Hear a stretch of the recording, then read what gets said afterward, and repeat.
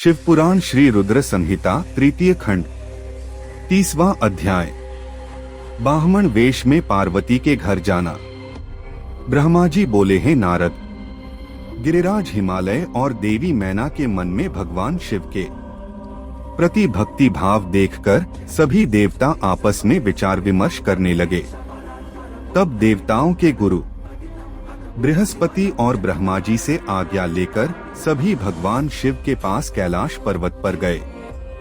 वहां पहुंचकर उन्होंने हाथ जोड़कर शिवजी को प्रणाम किया और उनकी अनेकानेक बार स्तुति की। तत्पश्चात देवता बोले, हे देवाधिदेव महादेव भगवान शंकर, हम दोनों हाथ जोड़कर आपकी शरण में आए हैं। हम पर प्रसन्न होइए और हम पर अपनी कृपा दृष्टि बनाइए। प्रभो, आप तो भक्त वत्सल हैं और अपने भक्तों की प्रसन्नता के लिए कार्य करते हैं।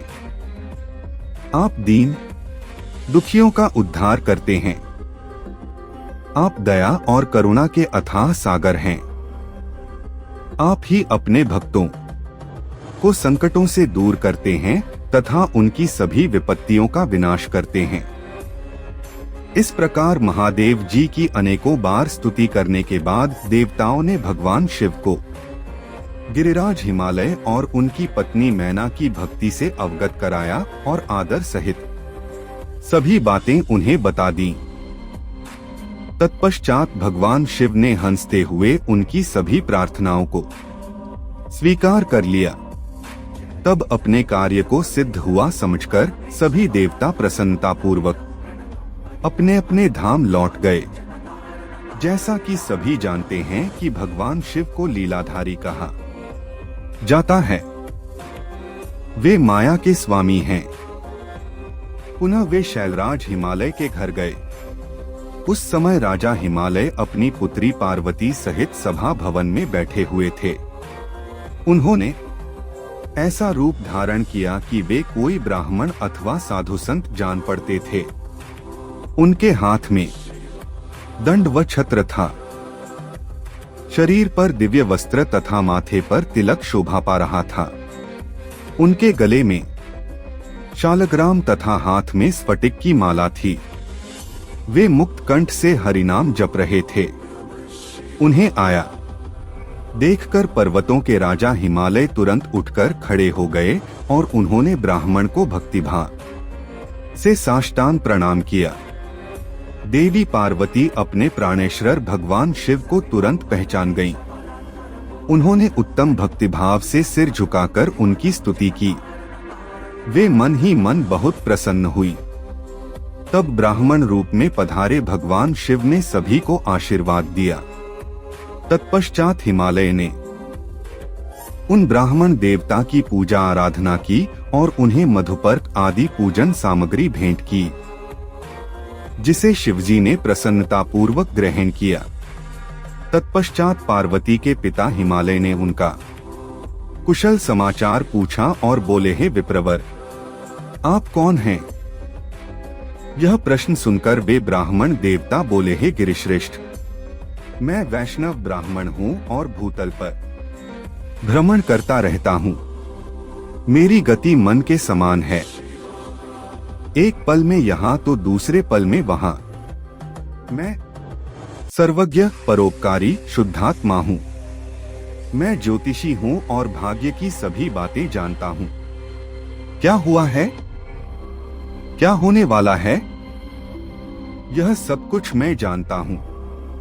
मुझे ज्ञात हुआ है कि आप अपनी दिव्य सुलक्षणा पुत्री पार्वती को, जो कि सुंदर एवं लक्ष्मी के समान है, आश्रय विहीन कुरूप और गुणहीन महेश्वर शिव को सौंपना चाहते हैं।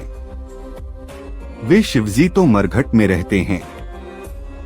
उनके शरीर पर हर समय सांप लिपटे रहते हैं और वे अधिक समय योग और ध्यान में ही बिताते हैं। वे नंगधंग होकर ही इधर उधर भटकते फिरते हैं। उनके पास पहनने के लिए वस्त्र भी नहीं है। आज कोई उनके कुल के विषय में भी नहीं जानता है। वे स्वभाव से बहुत ही उग्र हैं। बात बात पर उन्हें क्रोध आ जाता है। वे अपने शरीर पर सदा भस्म लगाए रहते हैं। सिर पर उन्होंने जटाजूट धारण कर रखा है। ऐसे अयोग्य वर को, जिसमें अच्छा और रुचिकर कहने लायक कुछ भी नहीं है, आप क्यों अपनी पुत्री का जीवन साथी बनाना चाहते हैं? आपका यह सोचना कि शिव ही आपकी पुत्री के योग्य हैं, सर्वथा गलत है। आप तो महान ज्ञानी हैं। आप नारायण कुल में उत्पन्न हुए हैं। भला आपकी सुंदर पुत्री को वरों की क्या कमी हो सकती है? उस परम सुंदरी से विवाह करने को अनेकों देशों के महान वीर, बलशाली, सुंदर, स्वस्थ राजा और राजकुमार सहर्ष तैयार हो जाएंगे। आप तो समृद्धिशाली हैं। आपके घर में भला किस वस्तु की कमी हो सकती है?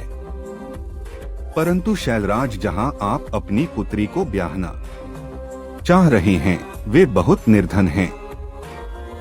यहाँ तक कि उनके भाई बंधु भी नहीं हैं।